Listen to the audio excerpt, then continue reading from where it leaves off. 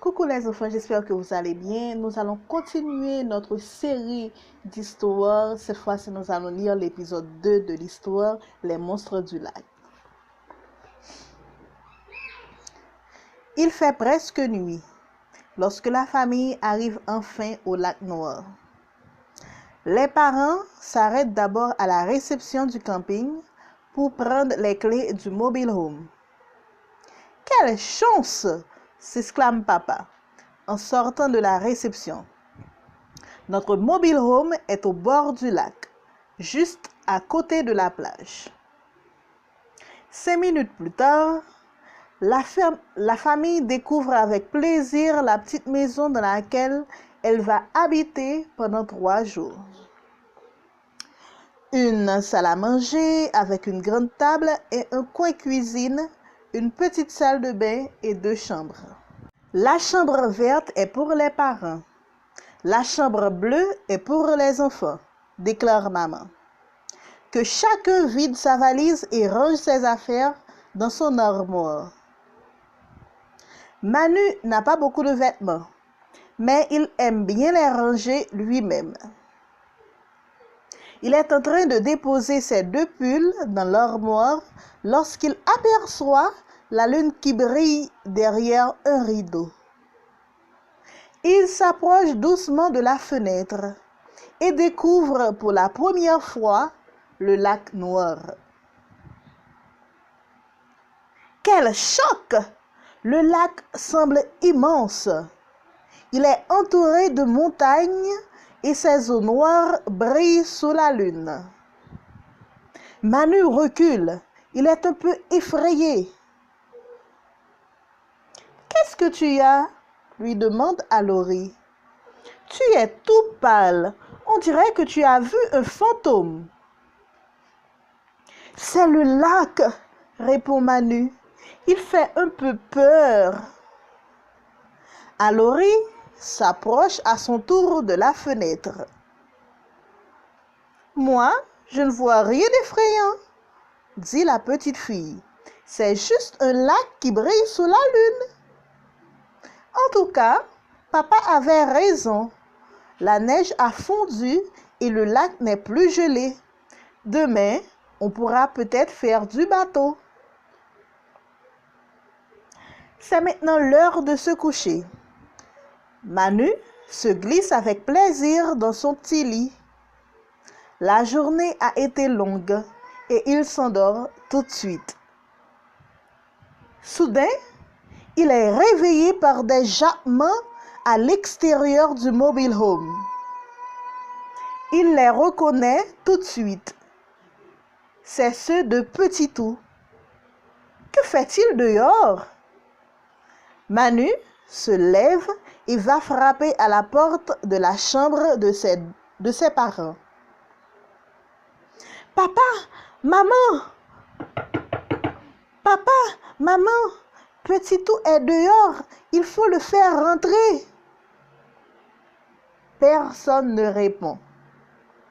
Manu décide alors d'aller ouvrir la porte pour faire rentrer le chien. Le voilà dehors. Il appelle. « Petitou! Rentre vite! Il fait froid! Petitou! Rentre vite! Il fait froid! » Manu aperçoit son chien qui part vers le lac. On dirait qu'il est en train de poursuivre un papillon de nuit. Manu hésite quelques secondes. Puis, il enfile son anorak et part chercher Petitou. Le petit garçon avance seul dans la nuit. Il commence à avoir un peu peur. Heureusement, Petitou s'est arrêté au bord du lac et Manu parvient à le rejoindre. Il l'attrape par son collier. « Toi, tu vas te faire gronder, » dit le petit garçon. « Tu sais bien que tu n'as pas le droit de sortir tout seul le soir. » Soudain, des petits bras attrapent Manu et le tirent derrière un buisson. Incroyable! C'est qui m'a mis là? Es-tu sûr d'avoir le droit de sortir seul de la nuit? Toi aussi? Heureusement que je veille sur toi, dit qui m'a mis là. Soudain, le chien commence à grogner. Il retrousse ses babines en regardant vers le lac. Regarde, s'écrie le lutin. Au début, Manu ne voit rien. Puis, il distingue une ombre qui se déplace au-dessus du lac. Une grande ombre avec des taches de couleur. C'est un oiseau, mais un oiseau d'une taille gigantesque. Il a un long bec jaune et ses plumes brillent sous la lune. Manu a la chair de poule et ses cheveux se dressent sur sa tête. L'oiseau géant se dirige droit vers lui. Manu a envie de crier, mais aucun son ne sort de sa bouche. Il voudrait s'enfuir, mais ses jambes ne lui obéissent plus. Le monstre volant n'est plus qu'à quelques mètres. Maintenant, je comprends pourquoi tu es venu, bredouille le petit garçon. C'est pour me protéger. Bien sûr, répond Kimamila.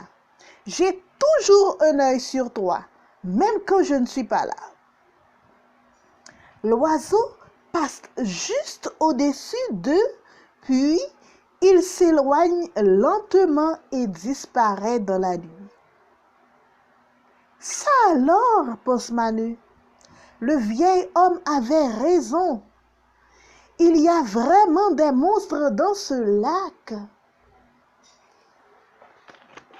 Alors, mes chers enfants, nous avons terminé avec l'épisode 2. Je suis sûre que vous avez envie de savoir ce qui va se passer après. Le vieil homme avait raison. Donc, le papa de Manu n'est peut-être pas au courant que ces monstres existent. Et Manu l'a vu. Et on voit un nouveau personnage qui intervient. N'oubliez pas, il y avait au tout début de l'histoire, dans l'épisode 1, on avait la famille de Manu. Ok, sa sœur Loris et son papa, sa maman. Et maintenant, on voit un nouveau personnage qui intervient, c'est le lutin. Il s'appelle Kimamila. Le lutin, ok, c'est comme si c'est son ange gardien, ok. Il est toujours là pour lui lorsqu'il traverse des moments difficiles. Donc, à la prochaine pour l'épisode 3. Restez branchés mes enfants. Bye bye.